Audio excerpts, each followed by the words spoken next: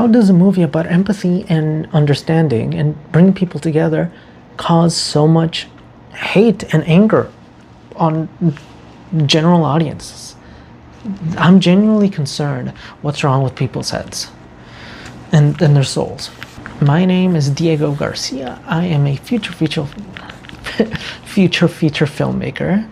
Thank God I'm not an actor.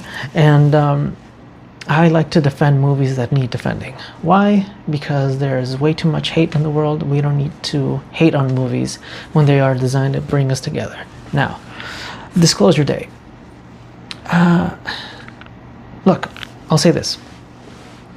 I liked it. I didn't love it. But the way people have been reacting to this film is very concerning. Because if you didn't like a movie, that's fine. But the way they are attacking this I think should be analyzed a little, at least talked about. Okay, now let's see here. Did my microphone get wet?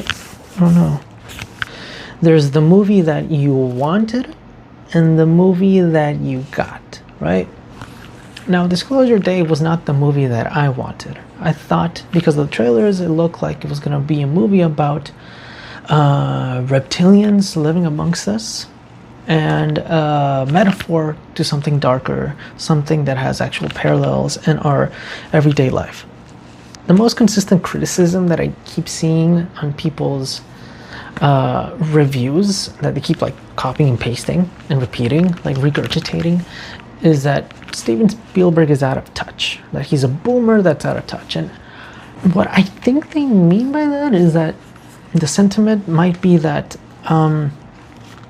it's a movie that was probably made 20 years too late, probably. Now, had the movie come out, let's say, in the X-Files heyday, sure. Or even like, you know, had taken place, the movie had taken place in the 90s, then that would make things better. But the fact that the movie takes place now and is made now is that nobody cares, unfortunately, about UFOs. I mean, we saw in real life, the American government disclosed actual UFOs, and no one batted an eye. They're like, yeah, cool, what about the Epstein Island? I still gotta pay my rent. Like, that was the response. And the fact that, like, you know, Steven Spielberg made a movie in which everyone drops everything and watches, oh my God, UFOs. Look, you see this shit? Yeah, I saw that shit. Yeah. That's what some people just probably can't get behind. But what people keep forgetting or seem to forget is it's not the what, it's the message behind it is important.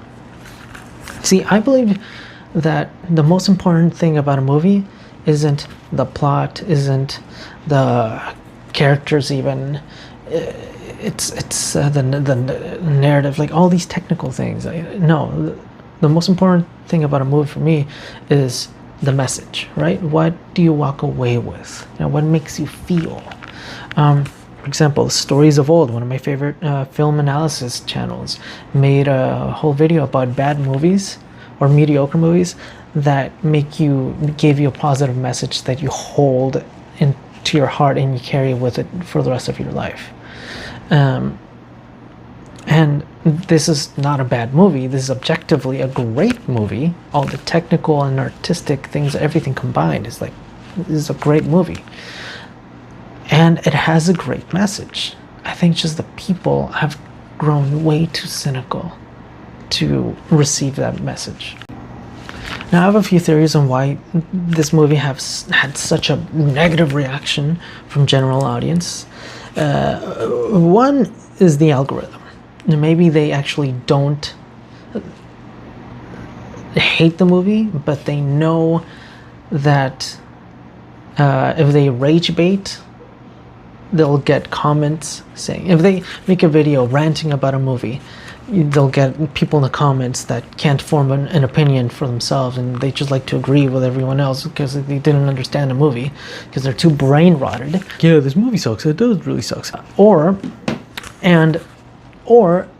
they'll rage bait someone like me, my dumbass, who actually like the movie. They'll jump in comments and say, hey, what the hell, you're objectively wrong, this is a great movie. And the algorithm just keeps rewarding that behavior. It doesn't matter what movie they watch, they'll just keep making more videos like that. That's theory number one. Theory number two is that, I'm not going to insult them by calling them stupid, let's call them brain rotted. Now, if it's not like spoon fed into them, they're not going to get it. See, I'm someone that believes that watching a movie is a two-way activity. It's like going to a great restaurant, a chef bringing you the food, here you go, this is what I made for you, enjoy it. And you're just sitting there looking at the plate, like, what am I supposed to do it? It's a multi-sensorial experience. You smell it, when you cut into the texture, when you actually put it in your mouth, you don't just swallow it. You taste it, and you interact with it, you engage with it, you feel with it. You have to watch movies with this, not this. That's what a lot of people don't know, how to watch a movie. Certain movies, if they're watching like Fast and Furious or a Marvel movie, then yeah, brainless entertainment, sure. But there are movies that you have to interact, you have to openly come in, just open your heart and just like hear and just connect with it. And some people are just too brain rotted, they don't know, they're too cynical. Yeah, I don't get it, therefore this movie's dumb. Or theory number three, it's a little conspiratorial but fitting. My conspiracy theory is that the higher ups, every time that there's an artifact, could be music, could be an artist, a movie, whatever, every time there's something that is made to unite us, they orchestrate an agenda, a plan, to a trend or whatever, to make people turn it against it. We've seen it a lot of times with Michael Jackson, let's say, and other movies that are designed to bring us together. So that's theory number three. Also, a lot of these people did not actually watch the movie, and you can tell by their stupid reviews. Because some people say like, oh, it's an alien movie without aliens. I'm like, well, first of all, you definitely walked out of a movie. Because who walks out of a movie? Like, you already paid for it, you dumbass. There's aliens at the end of the movie, not just in the footage, but an alien, an actual gray alien, or that's what they're called. He's not actually gray, but an actual alien appears in the movie at the end. Like, again, if you didn't finish the movie, you don't get to review. You don't get to. You lost your right. Also, a lot of these people keep saying like, or like, one reviewer is saying like, why Colin Firth has blue eyes? They look so fake. Like, you didn't see the movie. It's part of a whole sequence where his mind is part another mind, and they display that by changing eye color. It's brilliant, really imaginative. And the movie has a lot of imagination. Speaking of imagination, I'm all over the place. How some people are saying that Spielberg has lost it, that this isn't a Spielberg movie. What are you on about? These people obviously don't know what a Spielberg movie is, because the camera movement is, oh my god, the blocking is classic Spielberg. The action settings with the car is classic Indiana Jones. The campy silliness with the invisible sequence, it's a lot of fun. The awe and wonder, even the little things, like, it's so Spielberg. I'm not spoiling anything, because a lot of people have been told not to watch it and they haven't watched it, so I invite you to watch it. This is another reason why I'm making this video. It's absolutely Spielberg. He has not lost it. He just makes the movies he wants to make. That's like Again, movies that you want, movies that you get. Okay, another big one. Why a news station? People are like, I would have just posted it on YouTube or on TikTok or on Twitter, X, on the internet and social media, and that's it. Well, you didn't get, obviously, because probably you didn't see the movie, you didn't understand why the newscast. See, it's kind of part of the message, part of the themes. Broadcasting the evidence, the footage, at the same time, in something like a TV broadcast, we are all kind of watching it at the same time, right? It all gets disclosed at the same time. Therefore, we're all watching it at the same time. The way that a movie, when it appears in theaters, there is a whole mass watching something at the same time. We all reacting to it at the same time. We're all feeling it at the same time. We all connect with each other. It's the same thing with this. The way that the news station transmits it immediately to New York, and then to New York to the BBC, and then to Fox News, and then they share it to CNN. Like, it's part of the theme that with a newscast, like just sharing it and connecting with everybody, we stop being divided, even in business.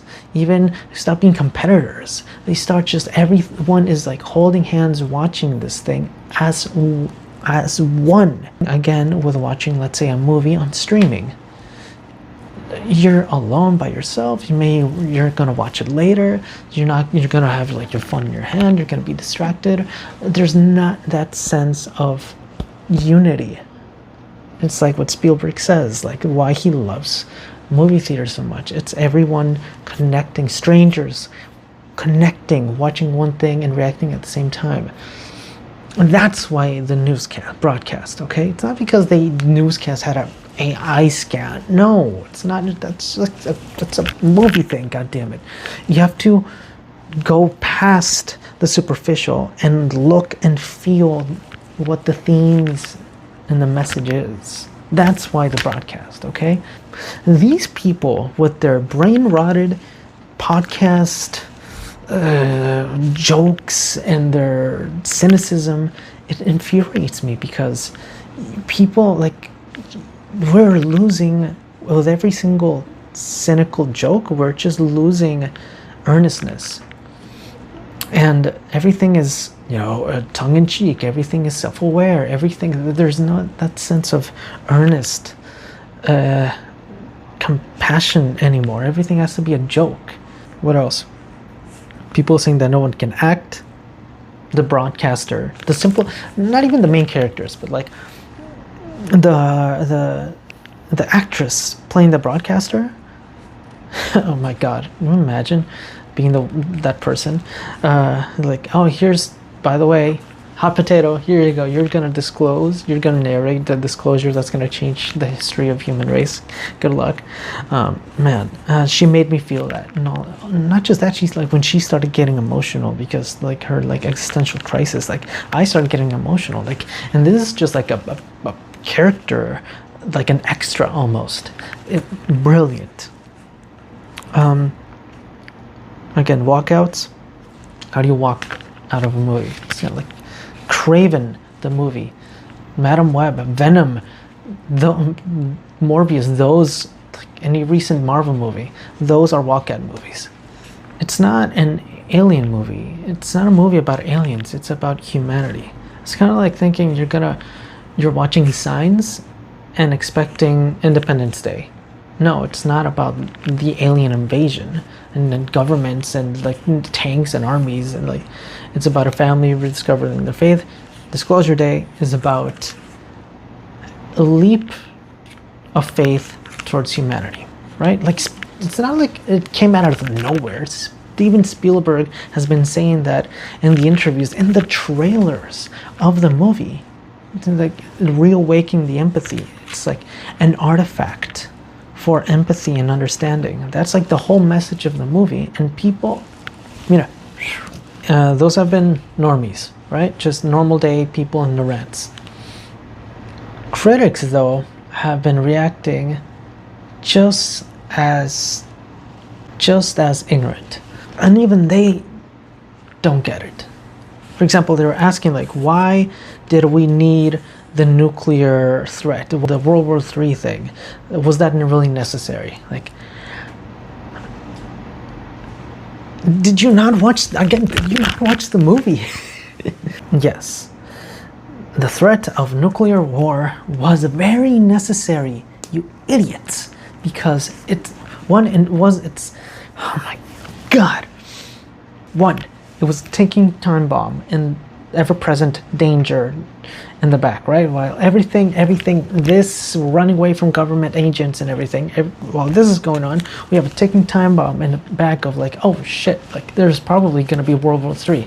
Oh my god, right? That's one. Number two, it's a perfect showcase to display the power of empathy and understanding, right? I thought, ready. My favorite scene was probably the one where Emily Blunt's character is running into the news station late for a segment, and she's, like putting her heels on, they're putting like hair and makeup and everything, and she starts like, in the middle of that, she starts to like connecting with people at supernatural level, human level, and say like, oh my god, you know what, you should leave that guy. You should leave him, you should report him, and take your child. Oh, you should go to your son's baseball game. He really needs you there. Or the police officer that pulled her over, and as she's getting ready, she overhears a conversation with a Korean ambassador that's about to be interviewed in the news station, right? And there's like a loss of translation there. And like because she started speaking different languages that she didn't even know she could, right? Because she got activated like minutes before, right? She starts listening into the conversation, starts like interrupting, like, oh, excuse me, no, actually what he's saying is this, it's familiar, this and this and this, it's not that. Like what the translator was telling the American people there, it sounded more hostile, right?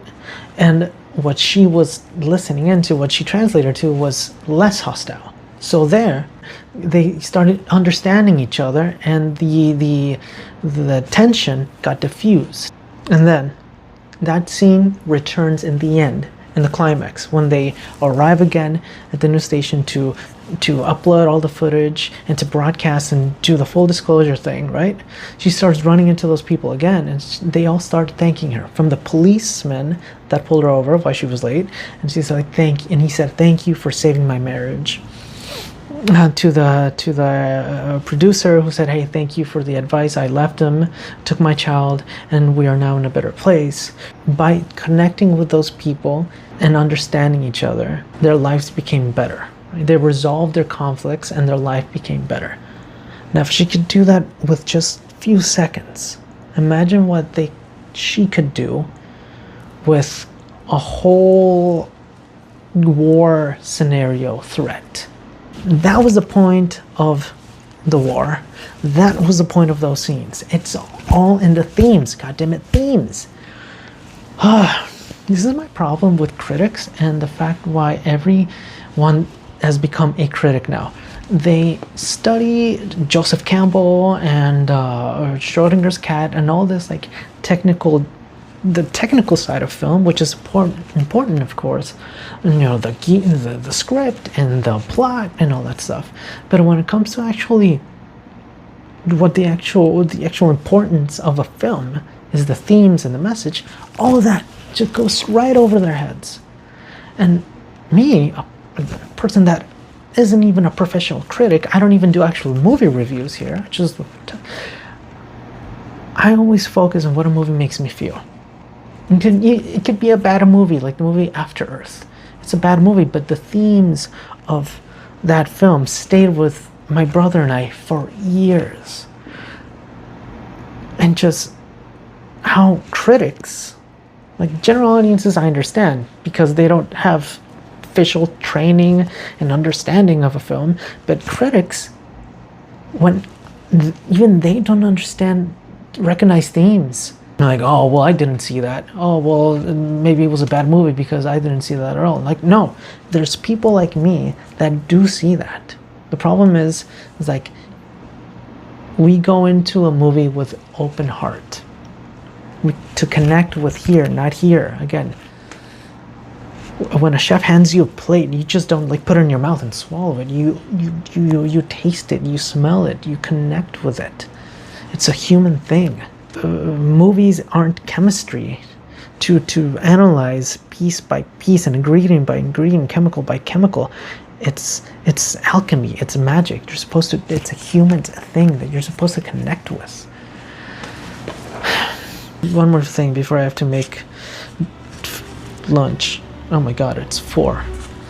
I really think that people dislike the movie and the ending in general, but the movie in general, is because it did this thing which I love when movies do that, where it ends with the director handing you the ball and say, here, what would you do? Boom, blackout. I love when it does that. When a director, when a movie treats you, suddenly he turns the camera to you and says, here, it's yours. It's kind of like the ending of The Matrix, where Neo says, where we go from here, I leave it up to you. And the movie ends. It's like, I think it's like people dislike this movie because if you are a hopeful, optimistic person through fault, people are still good. Yes, we fight, we kill, we betray one another, but if we could rebuild, we will, we have to. When we become part of the movie, the ending, it's like a mirror into your soul.